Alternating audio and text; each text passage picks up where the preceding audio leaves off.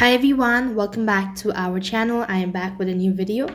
In this video, I'm gonna let you guys know the ways to fix Instagram Live not working. So in order to fix Instagram Live not working, you just have to follow the steps.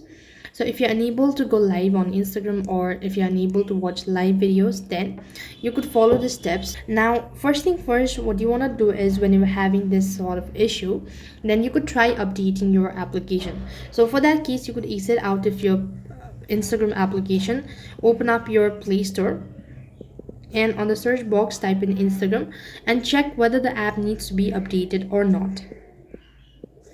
When you see update, then you have to update the application. If this is not the issue, then you could also try checking your internet connection or maybe restarting your router at the same time.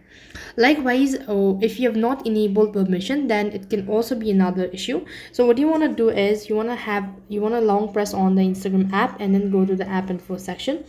Right over here, you want to go to permission, or you want to go to permission and make sure to enable camera and microphone as well. When you actually go ahead and enable this, you might be able to fix the issue.